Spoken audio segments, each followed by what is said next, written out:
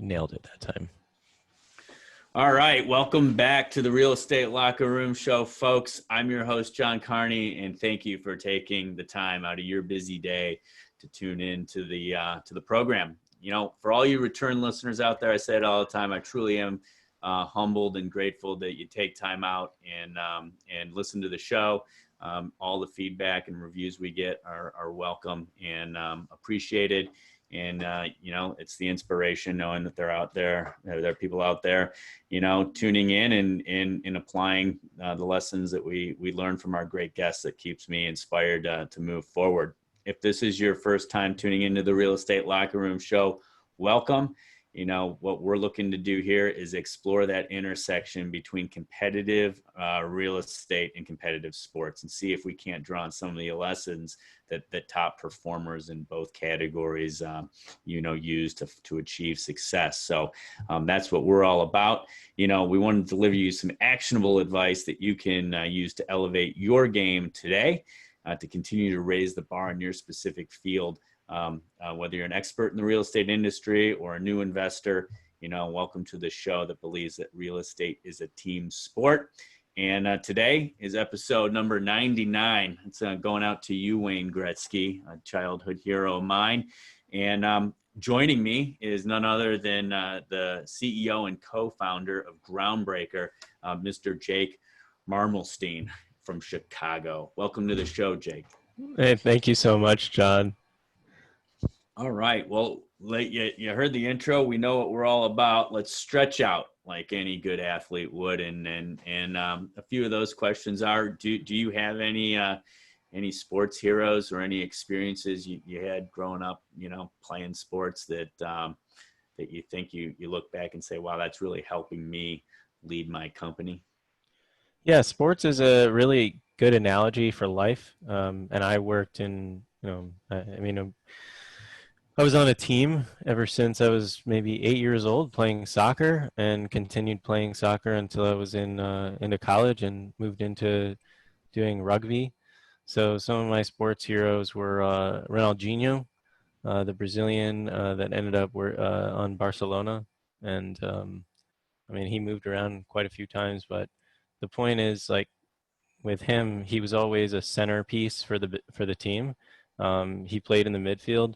You could pass him the ball and get the ball distributed to anybody whenever you needed, and you could rely on him to be able to have the handling skills to contain and maintain possession, and then plan and be strategic about where you needed to be. And in soccer, it's a fast-moving game.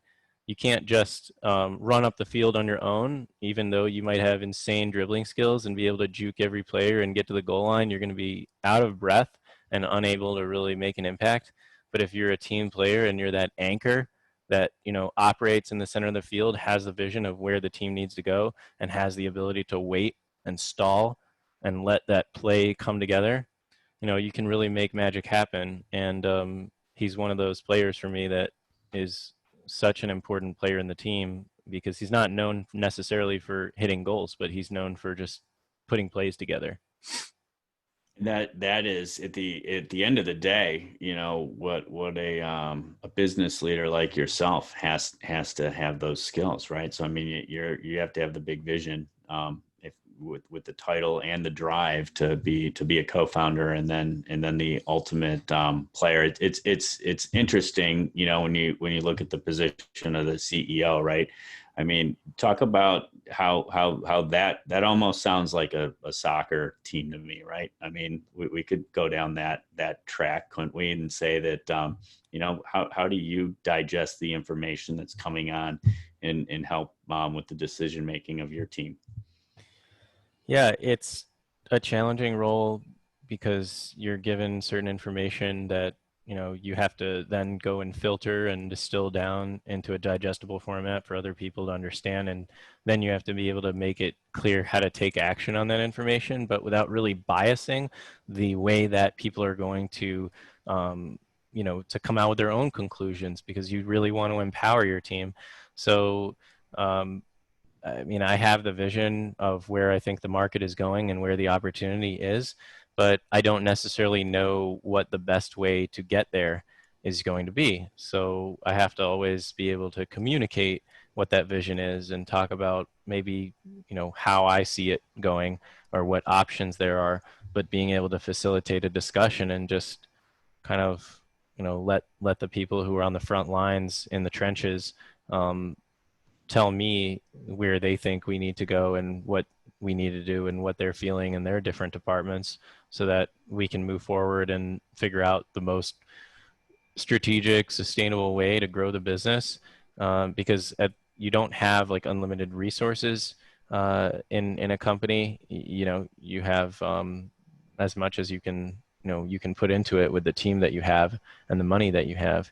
But you have to really plan strategically. And so I think in this metaphor, as I relate it back to the soccer metaphor, it's just like taking on the vision and the challenge, communicating with the team what that vision and what those challenges are, and then just like laying the foundation for them to be able to fill in the gaps of how do we get there, and giving them the space and autonomy to be able to do that, because that's really what people want. They want autonomy. I agree, and I want to. You're kind of mixing two pretty cool,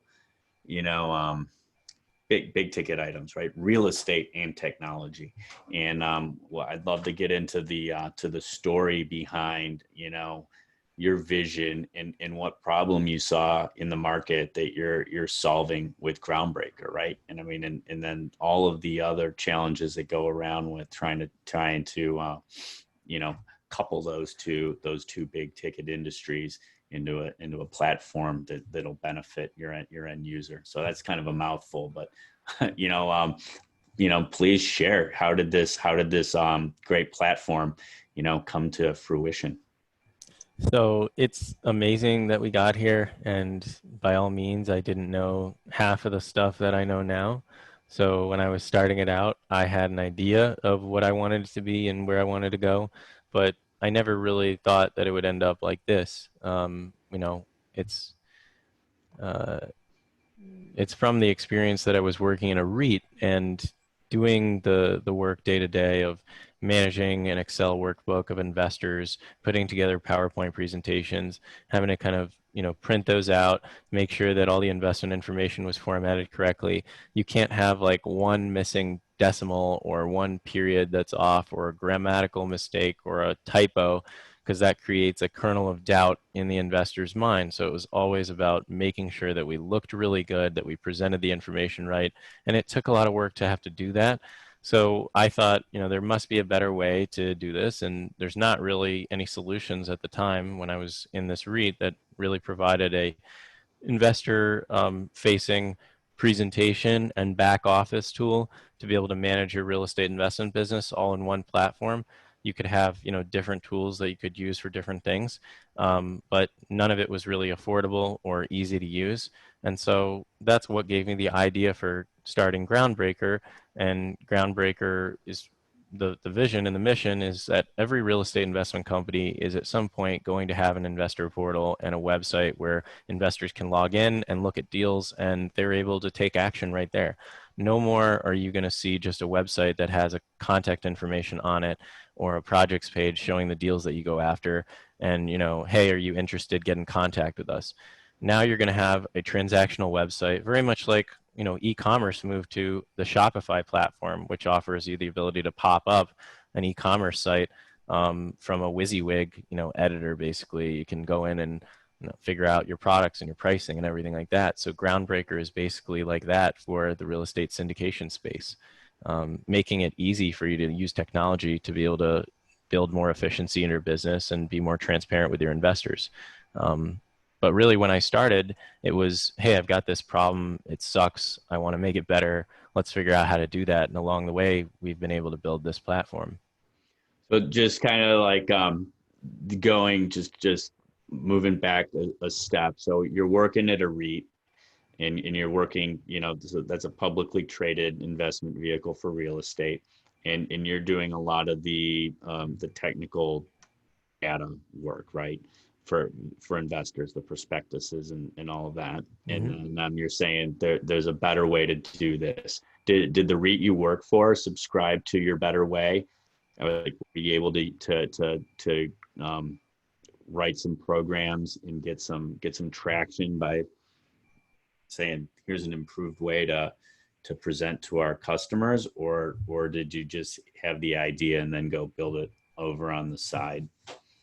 Yeah, I kind of had the idea in my head, and then I went off and did something else for a number of years and didn't really understand the world of technology at first because I didn't train in tech at all. I have a non-technical background. I studied real estate finance and hospitality management. So when I was out there in the real world working with the REIT, I didn't know anything about how to build software or what it took to bring on a team. And I actually got exposed to that part of the world through a different role where I was working in the government in Brazil and then moonlighting at an accelerator. An accelerator is kind of like a business incubator that finds entrepreneurs that want to, build companies, and it funds them a little bit of money and helps them have an office and some structure around them so that they can build. And I was just kind of moonlighting there to try to soak up as much as I could, and working for free for several different founders, trying to learn how they were building their businesses and giving them support. And then I just connected the dots that, from what they were doing, it's possible that I could do the same thing and start a platform and hire a team and do all the other things that you need to do to create something. But it wasn't abundantly clear because I didn't have any of that background or training. And getting into the software space, I mean, even now I'm like, I don't even know the half of what I'm doing, but I keep learning. Yeah, that's okay. So that's a pretty wow. This is a really cool story because well, you got your experience, or you could say the other founders were sort of mentors. You were able to see how someone else was doing something, and I suppose I say it all the time. I love this saying that success leaves clues. I can't remember where I first heard that, but it just resonates, right? So if you see a few other people following the recipe, Mm-hmm. right, for starting a company, it becomes abundantly clear that there are certain do's and don'ts and ways to move, the needle faster, but it is a sustained rate. So that's interesting. Then you decide, how did you determine that real estate syndication was the was where this was all leading? Well, it was after the Jobs Act passed in 2012. There was a surge in the market. Real estate crowdfunding platforms were coming on, like Fundrise and Realty Mogul and other platforms that raise capital for real estate deals. And so I came out with my idea to provide a platform that would package the offering materials onto a website and make it easy for companies to be able to call their investors to go through the subscription process um, through this digital format. But I didn't know that I was going to focus entirely on the real estate syndicators or the real estate syndicators in the market that we're working with today in terms of the scale and complexity of their operations. But it just became like abundantly clear over time that this was a market that was really underserved. These were people that wanted to have a better looking presentation for their investors, and none of the existing options were even affordable for them as they were starting out. So it just, comes from trial and error and being in the market and just listening to what people are saying and, making a lot of mistakes along the way and going in a lot of wrong directions. So when you talk about real estate syndication, I suppose can we define that briefly? Because in my mind, it's not just about I've hosted a number of multifamily syndicators and tend to know those people because I'm in that business. But office buildings, ground up construction, big housing development tracts, right? I mean, just about big retail shopping centers. I mean, when you're doing a big project that requires capital, that this is the one of the vehicles that investors and developers use. So do you service did you start with one brand or one segment of the market and then expand, or exactly who is your ideal client in the space, I suppose? Well, it was like this, okay? So you have people that are attracted to raising capital. Everyone wants to be able to raise capital at lower costs. So there's one angle where people who have large deals that think they can get capital from one investor are good by raising capital from just one person. But when you add the Jobs Act and internet and technology into the picture, you have the capability of raising capital from more than one person. You put in the same amount of work to raise the same amount of money from one guy as you do the next.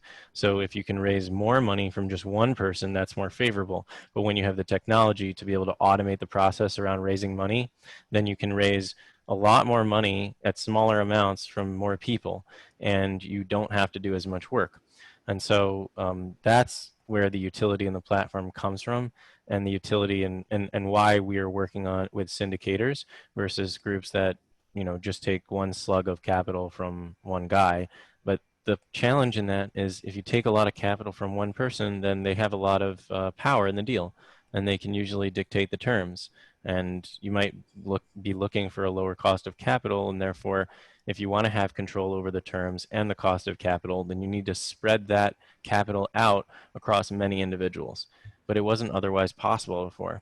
So we focus on really the small syndicators that might have, 10, 20 investors up to hundreds of investors. And maybe they've got a portfolio of 3 to 4 assets, or they're starting out with nothing. And we scale up to companies that have maybe $1 billion under management, but are still raising money from individual investors, whether they're friends and family, high net worth, or accredited investors, or even some family offices. But the idea is that the more investors you have, the more you need a platform like this to be able to manage. So one of the so one of the things I looked at that popped out immediately when I was on your website was like CRM. So you're immediately giving investors a way to customize how our general partners, the syndicator, a way to communicate with their investors, right? And I imagine you're able to customize and segment lists through that, right? Mm-hmm. And then so that's obviously important. I think it's a given, but the more I talk to people, not everyone knows what a CRM is and what power it has about simplifying your life. But then you also have the component um, of just being transactional right there. So somebody who comes across your offering can immediately engage, right? Without Mm-hmm. like talk about the steps that you've eliminated that cost time and could potentially cost you an investor. Well, if an investor wants to invest in something, then I think that usually they will if you have a relationship with them.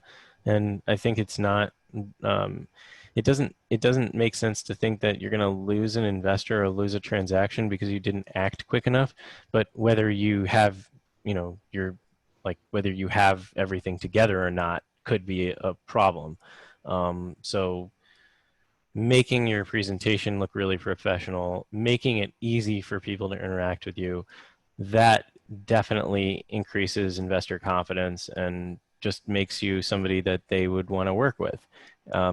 But looking at it the old-fashioned way, you'd have to create your PowerPoint presentation. Most people would email it out one by one to every investor as an attachment. And then there might be some instructions in the document, which an investor would have to read. And they don't really like to read that much information anyway because they're pretty busy. So they want something to be like click, click, click, I'm done. Um, but they don't have that ability. So maybe you send them the documents next after they reply back and tell you how much they want to invest, and then they have to print the documents and sign them and scan them and get them back to you, and then you're going to send them the wire instructions after that, and then that is also pretty sticky because there's a lot of wire fraud. So people have come up with creative ways to sort of hack together their own secure solution for sending over wire instructions. Um, and let's say you get through that part, then the investor wires the money in, and now you're looking at the bank account and trying to cross-reference that with the amount that the investor invested, and then you're going back to your Excel workbook and you're updating the book manually to reflect that the investment is confirmed. And then you'd have to probably send an email back to the investor and tell them, hey, thanks, we closed, we got your money, and we'll let you know as soon as we have all of the money in and we're ready to break ground on the deal or whatever it is that they're going to do. So that just makes a very cumbersome relationship, one-to-one, with a lot of steps in it. And then you're not necessarily, you might be missing out on other opportunities because you're spending so much time dedicated to doing that. You can't, look at doing new deals or talk to new investors or go to networking events. And you might need to even hire somebody full time to handle that role because you're raising capital on a frequent basis, and this just sucks up all of your time. No, I got it. I mean, the way you just described the old way of doing it versus the platform that you've created to simplify it, I'm sold. But I mean, so talk about then some of the client success stories you had right out of the gate, and where you see Groundbreaker going in the future. So my favorite story is when I sent my my customer success rep, who was in California at the time, living in LA, down to Newport Beach to interview with a film crew, one of my most successful customers. My customer started with us in 2015 with about 30 investors, and he's a private money lender. So just for you guys out there who don't know about private money lending, it's just or how that business relates to Groundbreaker. Essentially, the way that he was raising money, he was raising debt so that he could give it to borrowers, and he would fractionalize that debt. So he would go out and say, "I'm going to raise a $250,000 on a loan across up to 10 investors with $25K apiece. And as soon as I get that money, I'm going to turn around and issue the loan to the borrower." And he'd give the investors a certain rate, call it 8%, and then he'd give the borrower a rate, say 10%, and he'd just make the spread, and he'd make whatever it was on the origination, a point or a half point. And his business was really on volume, get as many of those loans as he can in. And so he needed to have speed of raising capital, and he needed to also be able to show to his borrowers surety of funding, that if he said he was going to get a loan done, he could get the loan done and he could deliver the money in the time that he needed to do it. So we sent our film crew down there with their customer success rep and did an interview with him. And on the interview, he says, what he loves so much about Groundbreaker is that he puts a deal up on the platform. He goes to bed at night and he, wakes up and the loan has been fully funded. He calls that lights out operations. And then he laughs on the video. And it was just, one of the best feelings in the world to be able to give somebody the ability to take all of that minutia out of their like that menial work out of their life, and to be able to get that satisfaction of achieving that surety of funding, giving investors the opportunity to invest, and making it just like a streamlined process. And that's fantastic. So private money lenders and real estate people. Do you work with real estate developers too? Yes, I do. Anyone who's really looking to raise capital, whether it's debt or equity, as long as you're raising money from, more than one investor and it's not an in-house operation, you need to be able to have outside investors that are investing and getting value from the reporting and the access that they have to the deals. So very cool. So the what was I had another question that just escaped my mind. So the multiple applications, you don't just have to be raising money. Well, you've just kind of said it, but in my mind, you added private lending, and I wasn't thinking of that. So are there other applications you're looking toward or you're developing? And is real estate really the fundamental, kind of keystone in all this, where all the transactions are going towards physical property? Is that as opposed to like a business or something like that? Well, yeah, you asked me just a moment ago about the vision, and I didn't get to answer that. Oh, So I sorry. figure that you're asking somewhat related to that. Yeah. Yeah, there's all kinds of businesses that have these problems, be it angel investing, venture capital, oil and gas, energy. They all raise money for deals, and their process is just as inefficient as I just described. So there is the potential for us to go across different industries, but we're real estate people. Our investors are real estate people, and I see that there's a massive opportunity to go a little bit deeper into the financing aspects of the business. So we'd really like to be able to give people access to capital, access to debt, um, and help them to programmatically grow their business. Whereas, there's a very inefficient market around capital formation in, the institutional world, and we'd like to be able to see a way to add value there too. That's great. I know I'm being No, a little vague, but I'll get there. it's not really. I mean, but technology is just, I don't know. It seems maybe you hear this from your clients. It could be any type of tech, any type of problem we're having. There's a solution. Shopping for the solution can be tedious. For example, like it's not even your space, but the one that comes up is we have the software our property managers use to manage our communities, right?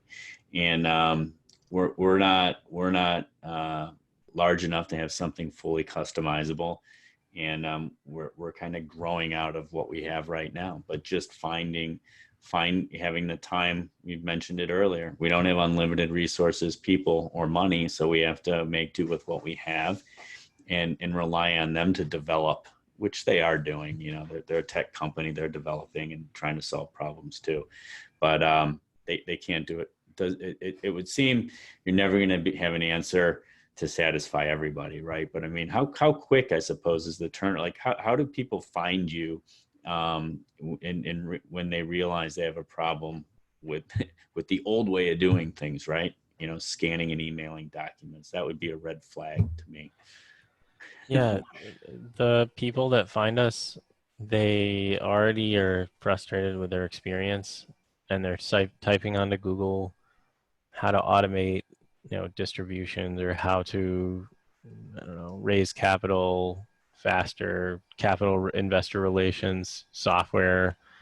They already have a problem and they're looking for a solution. So we do have a really good internet presence that gets us a lot of business.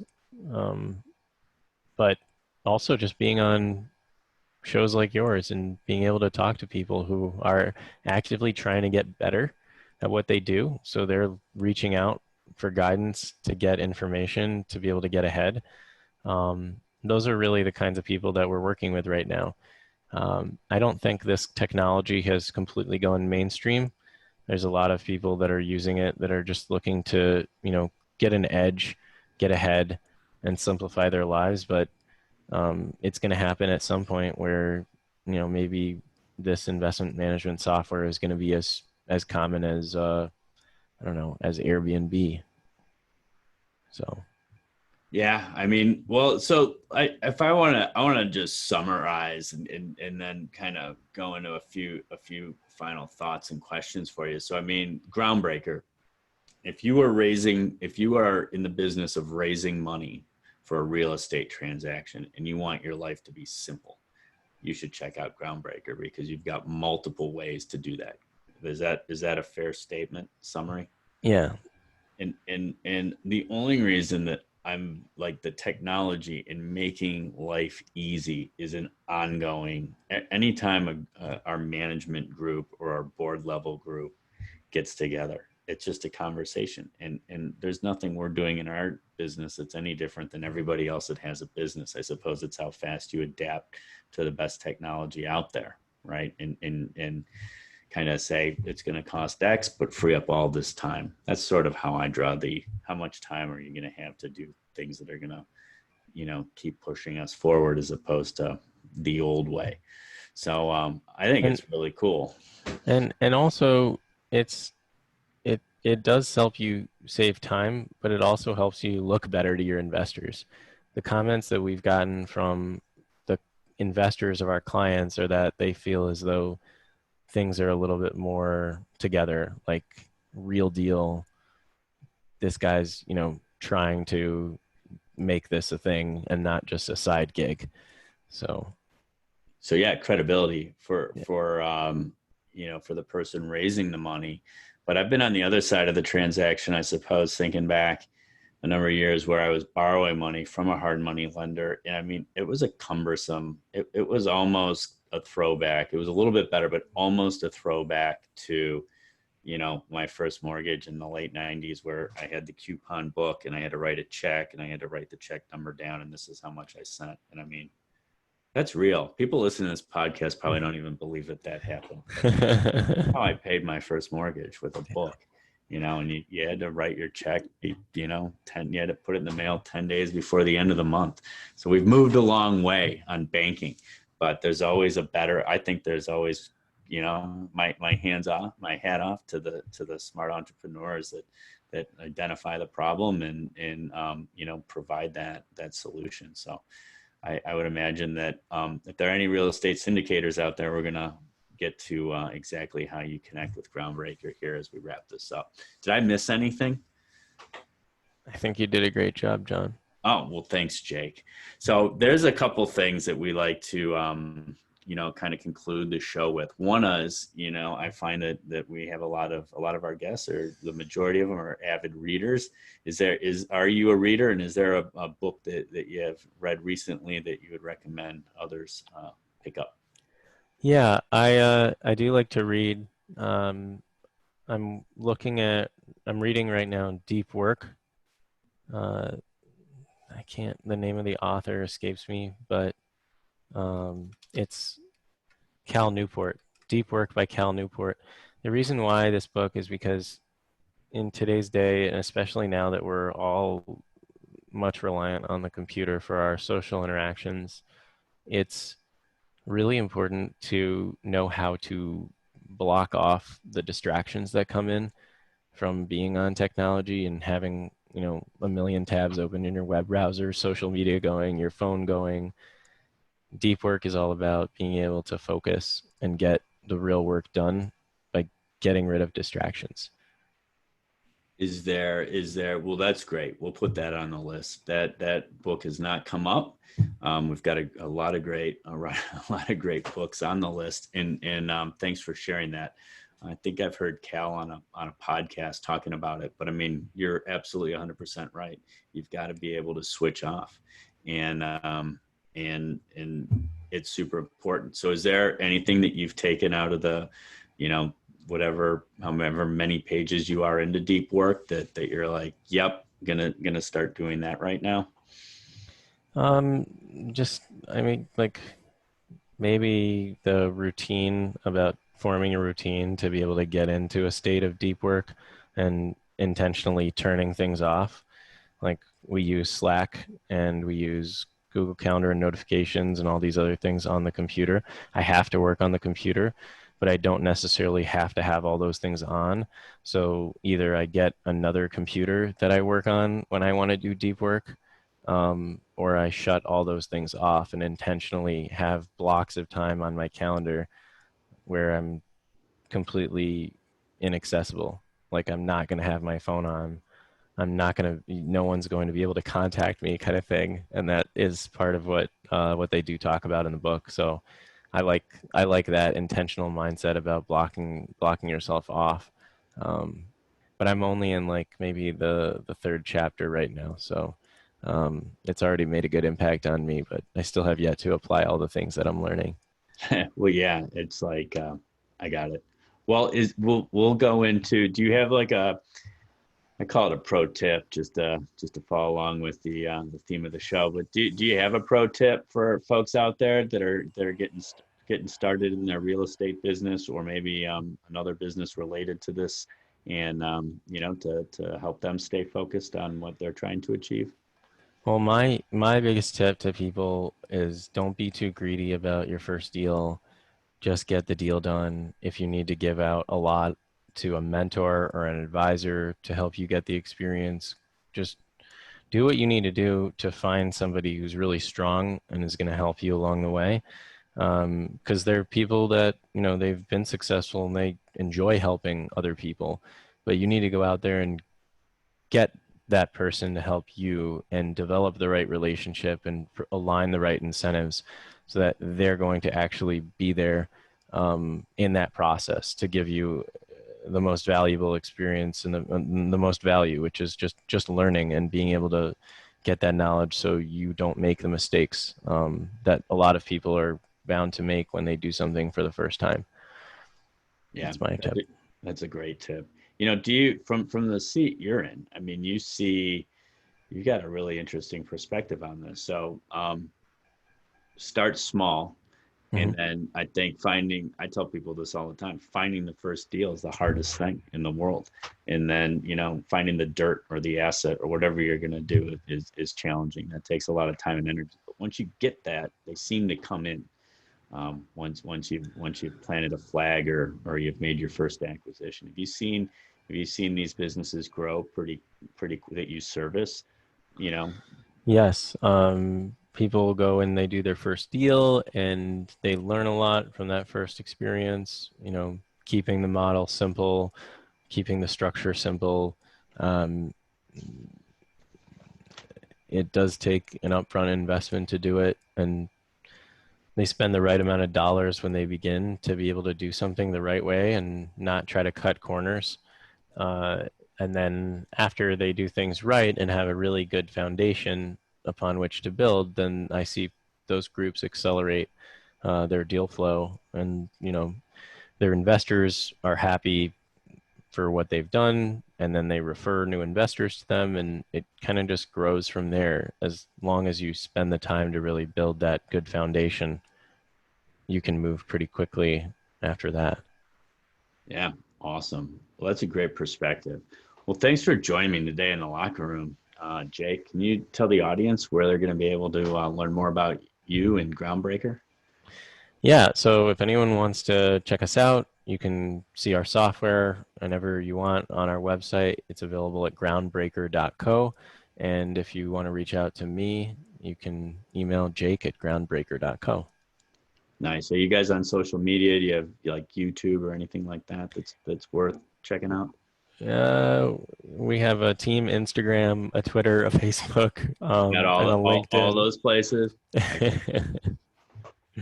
Yeah.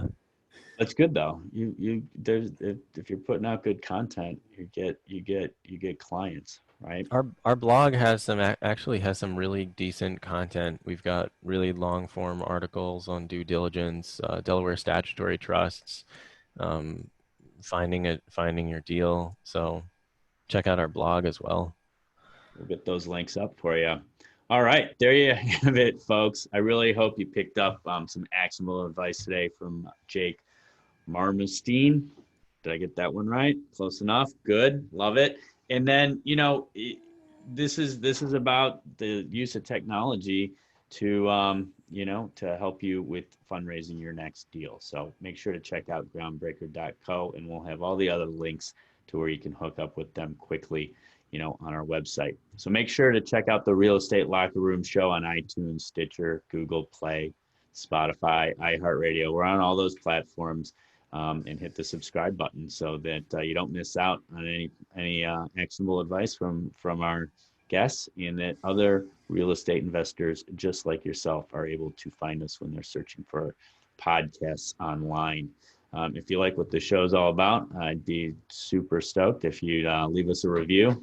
Whether you want to write something or just click the stars. That also is the currency online that helps people find us and allows our message to get heard. So the post-game report show notes and additional links and content to Jake and Groundbreaker will be available on my website. That's johncarneyonline.com/podcast. And this is episode number 99. And feel free to hit the subscribe button and drop your email into our mailing list. And occasionally we send something out. We are still working on our blog. So remember to stay focused on your goals, everybody. Have fun and stay in your game and stay in the game. And until next week, work hard, play hard, and raise the bar. And thanks again, Jake, for taking the time out of your busy day to share the Groundbreaker story and share really the benefits of this platform for everybody out there that tunes into the Real Estate Locker Room Show. Yeah, thank you, John. I had a great time. You're welcome.